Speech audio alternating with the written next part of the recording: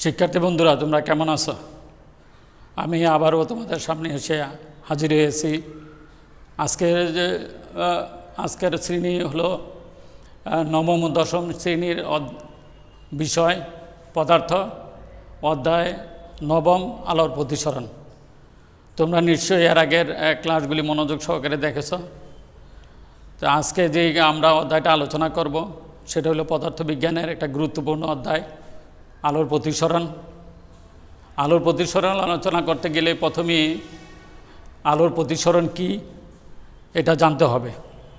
শিক্ষার্থী বন্ধুরা, তোমরা অবশ্যই প্রত্যেকটা পড়া গুরুত্ব সহকারে নিবে এবং তাইলেই তুমি ভালো করবে।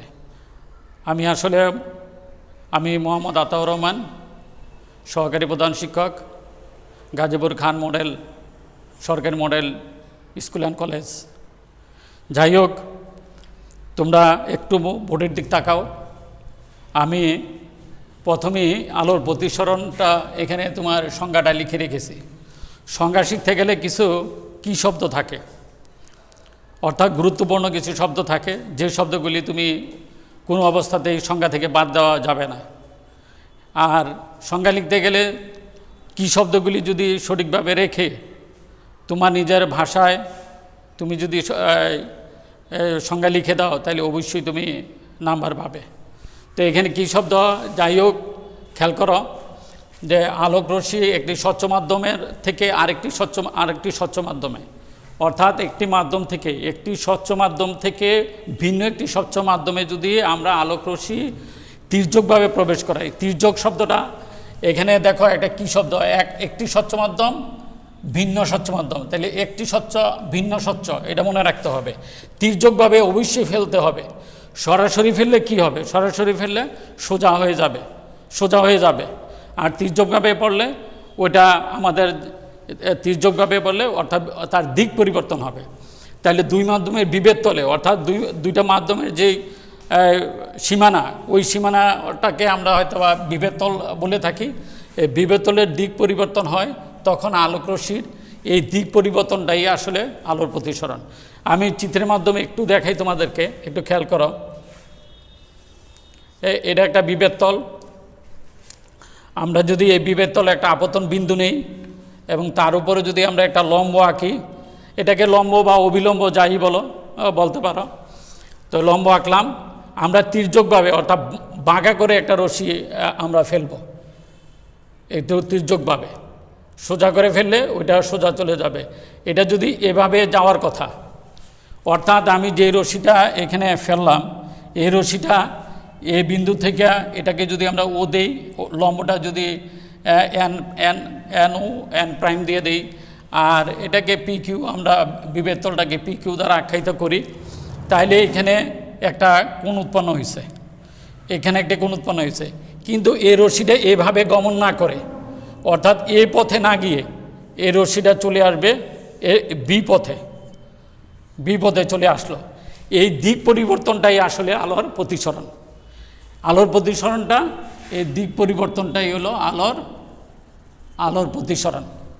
তাইলে দিক পরিবর্তন করার ফলে অবিলম্বের সাথে দেখো দুইটি কোণ উৎপন্ন করেছে। একটা হলো লম্বের সাথে আপতিত রশ্মি অবিলম্বের সাথে যে কোণ উৎপন্ন করে সেটাকে আমরা আপতন কোণ বলি। আর প্রতিসরিত রশ্মি, এখানে প্রতিসরিত রশ্মি হলো ওবি। এই প্রতিসরিত রশ্মি অবিলম্বের সাথে যে কোণ উৎপন্ন করে সেটাকে আমরা বলি প্রতিসরণ কোণ। তাহলে একটা হলো আপতন কোণ আর একটি হলো প্রতিসরণ কোণ। তাহলে আই হলো আপতন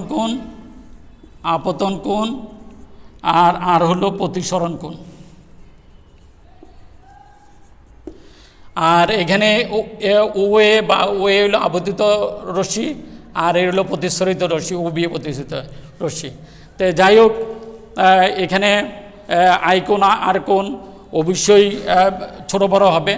আর আমরা জানি যে পাতলা মাধ্যম থেকে গণমাধ্যমে যদি যায়, রশ্মি গমন করে, আলোক রশ্মি গমন করে, তাইলে কোণ ছোট হয়ে যাবে, অর্থাৎ আই কোণের চেয়ে আর কোণটা ছোট হবে। এবং তাই হয়েছে। তাইলে আমরা একটি স্বচ্ছ মাধ্যম থেকে এটা একটা মাধ্যম, এ মাধ্যম বি মাধ্যম ধরতে পারো ইচ্ছা করলে।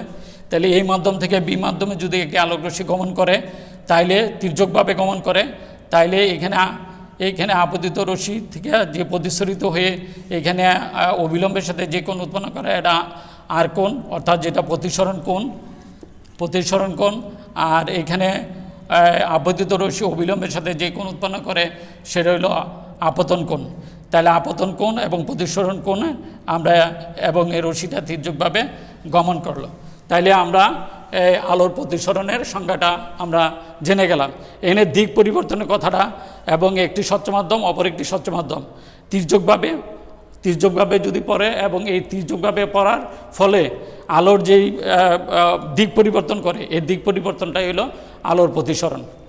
তো এলো প্রতিসরণ গেল। তারপর একটা আসো প্রতিসরাঙ্কটা কি? প্রতিসরাঙ্কটা আমরা এটা থেকে ব্যাখ্যা করতে পারি, এই চিত্রটা থেকে আমরা ব্যাখ্যা করতে পারি। এখানে আমি অবশ্যই তোমাদেরকে চিত্রের পরিচয় দিয়েছি যে এখানে আপতিত রশ্মি, প্রতিসরিত রশ্মি, অবিলম্ব, তারপরে আপতন কোণ, প্রতিসরণ কোণ। তাইলে এখানে যেই চিত্র দেওয়া আছে এবং বিভেদ তলটা হলো পিকিউ, আমরা পিকিউটাকে বিভেদ তল হিসাবে আখ্যায়িত করেছি। তাহলে এটাকে ইচ্ছা করলে একটা গণমাধ্যমও ইচ্ছা করলে এরকমভাবে দেখানো যায়। এটা পাতলা মাধ্যম থেকে আরেকটা গণমাধ্যমে যদি প্রবেশ করে তাইলেও এখানে দেখো এটার ক্ষেত্রে কী বলা হয়েছে, একজোড়া নির্দিষ্ট মাধ্যম। একই কথা, একজন নির্দিষ্ট মাধ্যম বলতে এখানে এবি দুইটা মাধ্যম। তাহলে একজোড়া নির্দিষ্ট মাধ্যম বলতে এবি মাধ্যম এবং কোনো একটি নির্দিষ্ট বর্ণে আলোর জন্য, অর্থাৎ আলোর উপরে তার আপতন কোণ এবং প্রতিসরণ কোণটা নির্ভর করে।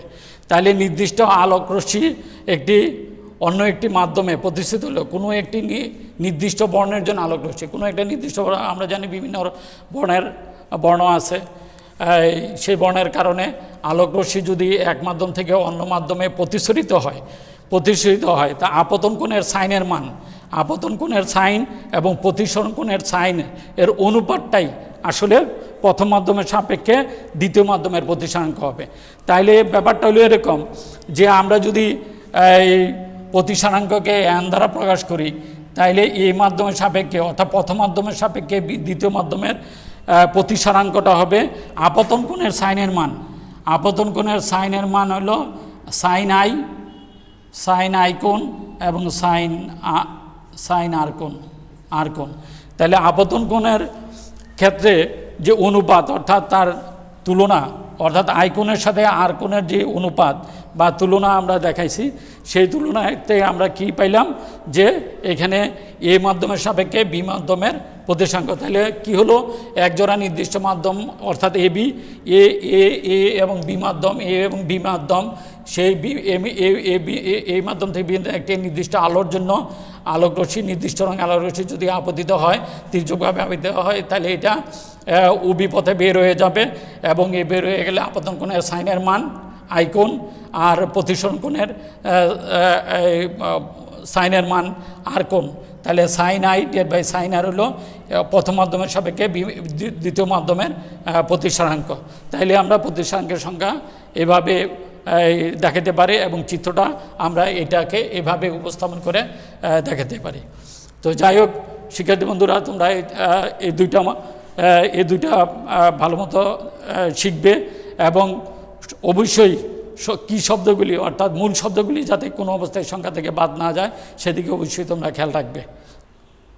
শিক্ষার্থী বন্ধুরা, তোমরা অবশ্যই আলোর প্রতিসরণ এবং প্রতিসরাঙ্ক বুঝেছ। এখন আমি প্রতিসরণের সূত্র নিয়ে আলোচনা করব।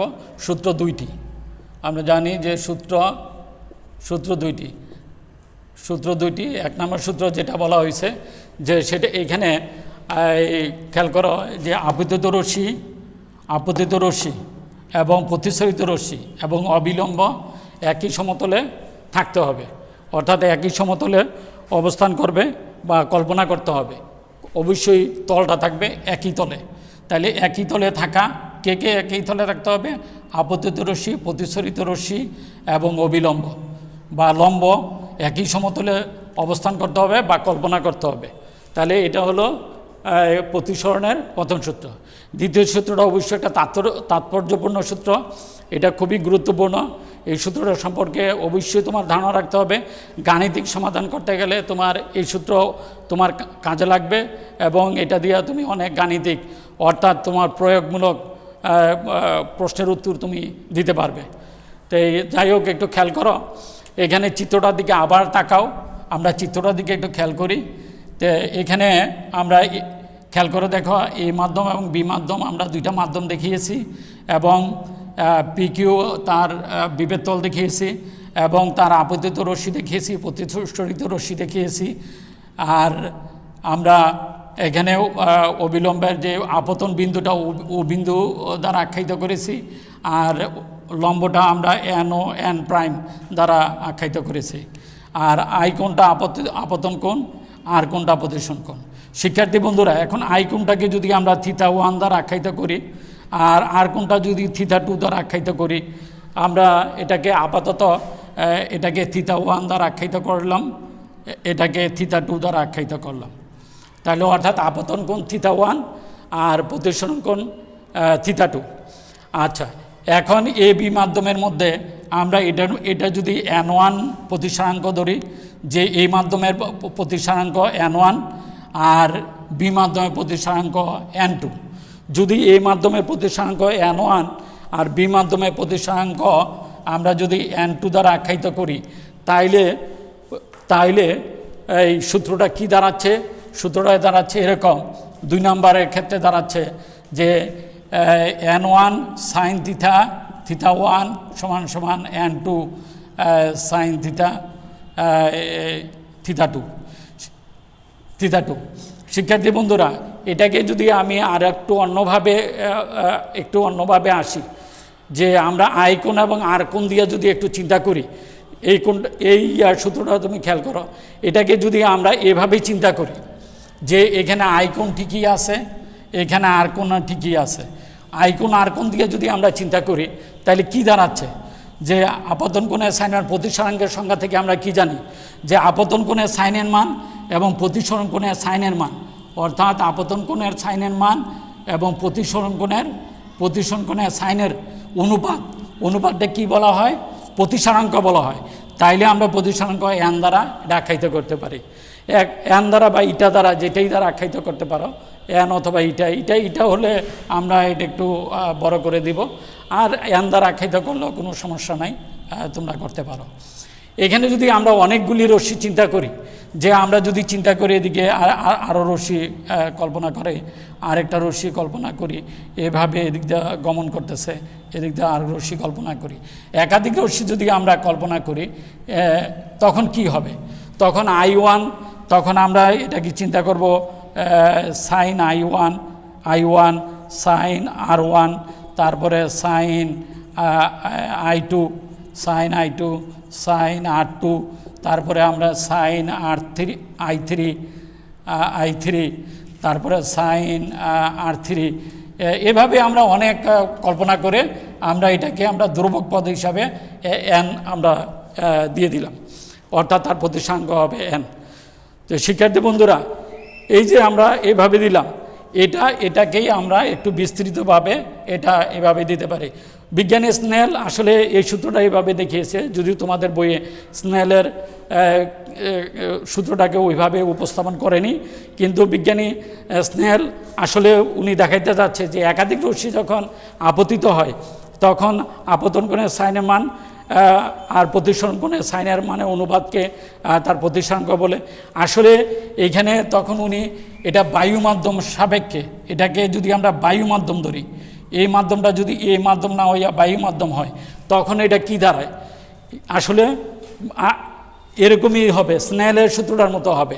এই যে সূত্রটা আমি দেখিয়েছি, এখানে যদি আমি এই মাধ্যমটাকে বায়ু মাধ্যম ধরি, বায়ু মাধ্যমের ক্ষেত্রে খেয়াল করবে যে এখানে এনের মান অর্থাৎ প্রতিসরাঙ্ক 1, বায়ু মাধ্যমের ক্ষেত্রে অলওয়েজ প্রতিসরাঙ্ক 1.0092 আমরা 1 হিসেবে ধরি। শূন্য মাধ্যম অথবা বায়ু মাধ্যম এই উভয় ক্ষেত্রে তার প্রতিসরাঙ্ক 1।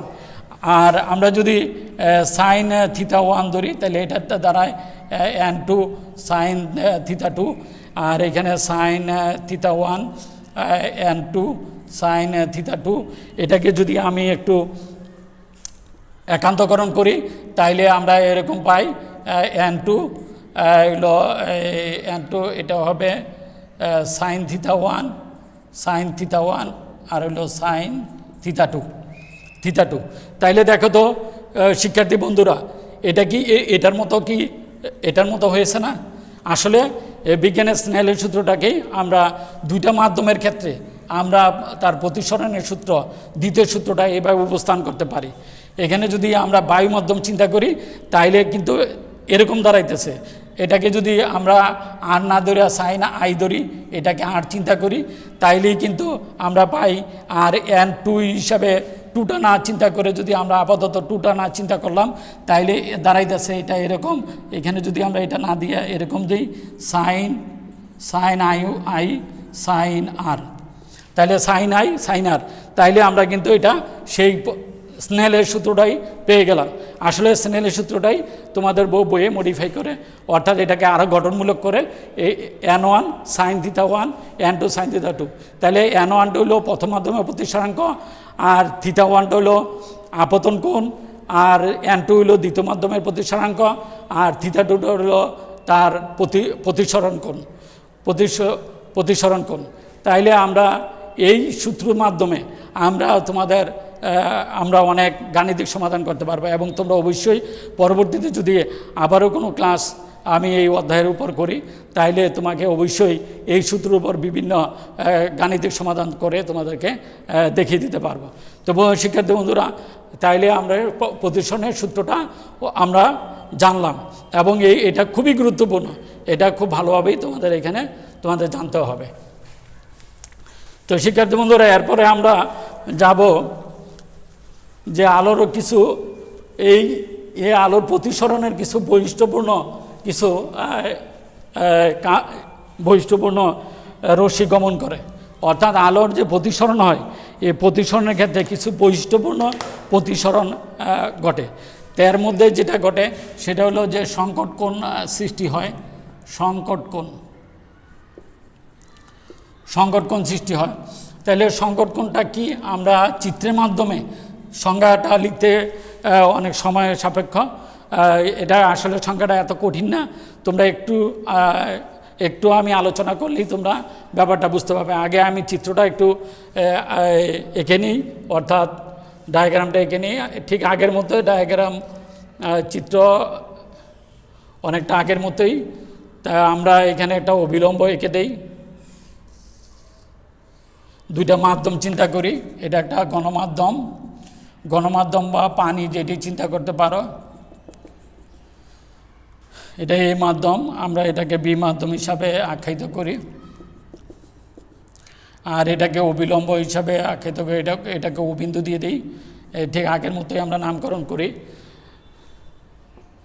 আচ্ছা শিক্ষার্থী বন্ধুরা, তোমরা খেয়াল করে দেখছো আগে আমি পাতলা মাধ্যম থেকে গণমাধ্যমের দিকে আলোক রশ্মি তির্যকভাবে ফেলেছি, আর এখন আমি উল্টা কাজ করব, আমি গণমাধ্যম থেকে পাতলা মাধ্যমের দিকে রশ্মি চলে যাবে। অর্থাৎ এটা আমি গণমাধ্যমে একটি রশ্মি তির্যকভাবে ফেললাম।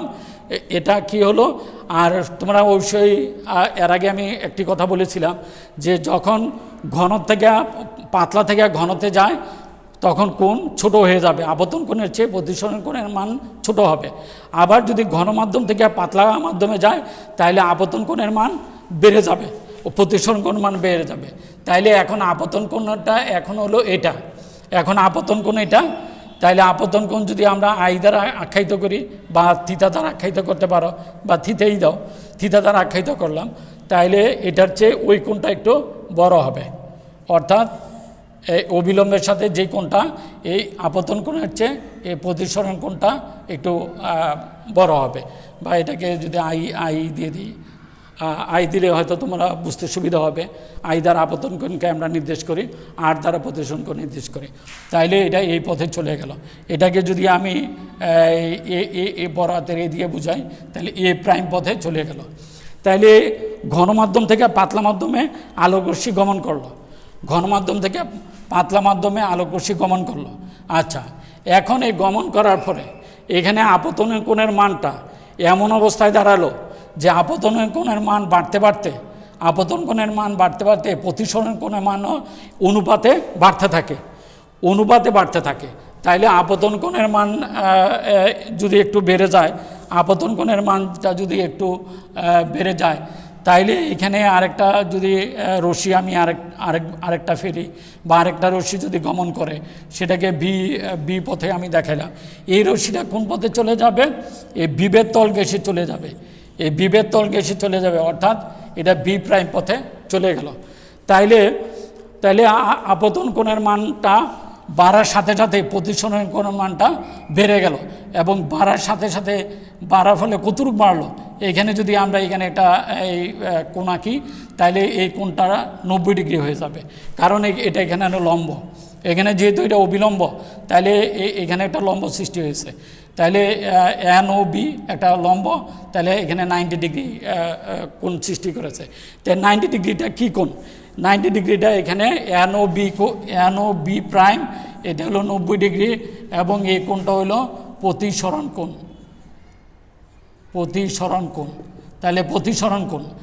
আর আপতন কোণটা আমরা যদি ধরি, তাহলে এন ও বি কোণ, এটাকে যদি আমরা থিটা সি দ্বারা দেখাই, এই কোণটাকে আমরা দেখাইলাম থিটা সি দ্বারা। এখন আমি আমার সুবিধার জন্য আমি থিটা সি দিলাম। থিটা সি দেওয়াতে এটাকেই আমরা এখন সংকট কোণ বলবো। তাহলে সংকট কোণ বলবো কেন?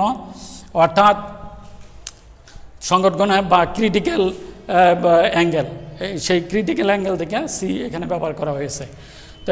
তাইলে আমরা সংজ্ঞাটা কী দাঁড়াইলো? যে গণমাধ্যম থেকে, অর্থাৎ আলোকরশ্মি একটা মাধ্যম থেকে, গণমাধ্যম থেকে আরেকটি মাধ্যমে যদি বা আলোকরশ্মি গমন করে, পাতলা মাধ্যমে গমন করে, তাহলে আপতন কোণের প্রতিসরণ কোণের মান 90 ডিগ্রির জন্য, আপতন কোণের মান যতটুকু হয়, প্রতিসরণ কোণের মান 90 ডিগ্রির জন্য, এটা অবশ্যই তাৎপর্যপূর্ণ যে 90 ডিগ্রি সৃষ্টি করতে, প্রতিসরণ কোণের মান 90 ডিগ্রি সৃষ্টি করতে আপতন কোণের মান যতটুকু হয়, ততটুকুকেই বলা হয় সংকট কোণ। তাইলে এখানে এটা হলো তার সংকট কোণ। তাহলে সংকট কোণের সংখ্যাটা তোমরা অবশ্যই নিজেরাই লিখতে পারবে, যে আলোকরশ্মি যদি গণমাধ্যম থেকে পাতলা মাধ্যমে গমন করে, তাহলে আপতন কোণের মানের কারণে প্রতিসরণ কোণের মান যদি 90 ডিগ্রি হয়, তাইলে 90 ডিগ্রি সৃষ্টি করতে গিয়ে আপতন কোণের মান যতটুকু হয়, ততটুকু হলো ওই কোণটাকেই বলা হবে সংকট কোণ। সংকট কোণ কিন্তু আপতন কোণটা, এখানে সংকট কোণটা কিন্তু এটা কিন্তু আপতন কোণটাই হলো সংকট কোণ। তবে সেটা কখন হবে? যখন প্রতিসরণ কোণের মান 90 ডিগ্রি হবে, অথবা বিভেদ তল ঘেঁষে যাবে। অর্থাৎ বিভেদ তল দিয়ে যখনই গমন করবে রশ্মিটা, প্রতিসরিত রশ্মিটা যখন বিভেদ তল দিয়ে গমন করবে, তখনই সেইটার ক্ষেত্রেই এখানে তোমার সংকট কোণ সৃষ্টি হবে। শিক্ষার্থী বন্ধুরা, এটার উপর আরেকটু তাৎপর্য যদি আরেকটু আগাই, তাইলে আমরা এখানে দেখো আরেকটা তথ্যপাত্র এখান থেকে পেতে পারি। সেটা হলো পূর্ণ অভ্যন্তরীণ প্রতিফলন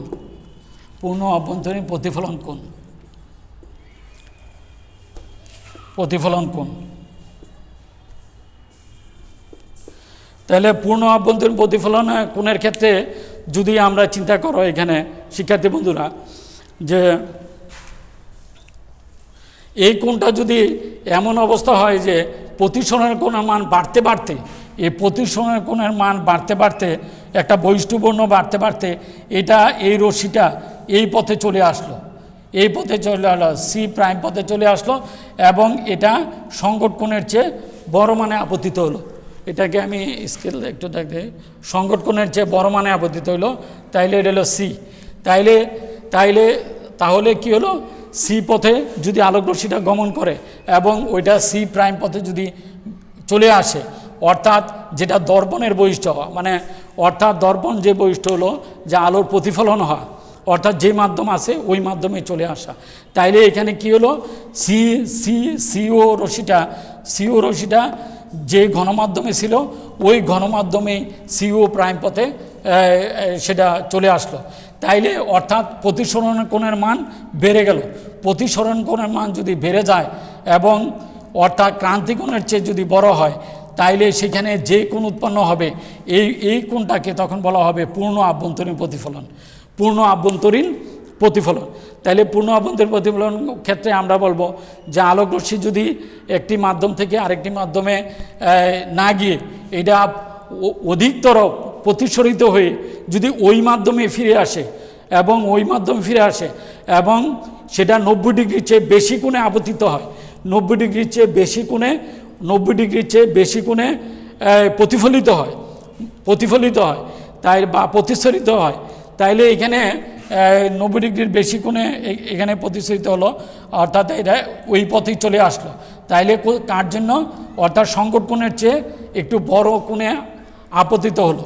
তাহলে সংকট কোণের চেয়ে বড় কোণে আপতিত হয়ে সেটা যদি 90 ডিগ্রির চেয়ে বড় কোণে প্রতিসরিত হয়, তাহলে এখানে যে কোণ উৎপন্ন করে এই কোণটাকে বলা হয় পূর্ণ আভ্যন্তরীণ প্রতিফলন। শিক্ষার্থী বন্ধুরা, এখানে 3টা রশ্মি আমি দেখিয়েছি।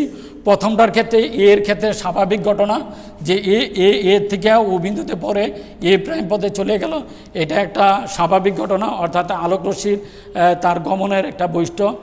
দ্বিতীয়টার ক্ষেত্রে বি মাধ্যমে আলোকরশ্মি বি বিন্দু থেকে ও বিন্দুতে পড়ে, সেটা বি প্রাইম পথে চলে গেল, সেটা তার একটা বৈশিষ্ট্যপূর্ণ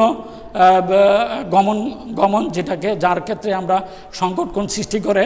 আর 3 নম্বরের ক্ষেত্রে সিওতে আলোকরশ্মিটা ওই ইয়াতে আপতিত হয়ে ওই পথেই, অর্থাৎ ওই মাধ্যমেই ফিরে আসে, যে মাধ্যম থেকে আলোকরশ্মি গমন করে ওই মাধ্যমেই আবার ফিরে আসছে। ওই ধরনের যখন অবস্থা সৃষ্টি হবে তখনই পূর্ণ আভ্যন্তরীণ প্রতিফলন কোণ আমরা বলে থাকি। শিক্ষার্থী বন্ধুরা, তোমরা পূর্ণ আভ্যন্তরীণ প্রতিফলনের কিছু ব্যবহারিক দিক আছে, তোমরা অবশ্যই জানতে পারবে। আরও আমি পূর্ণ আভ্যন্তরীণ প্রতিফলনের কোণ নিয়ে আলোচনা করব, তোমরা অবশ্যই এটা আরও ভালোভাবে তোমরা খেয়াল করবে। এটা ক্লাস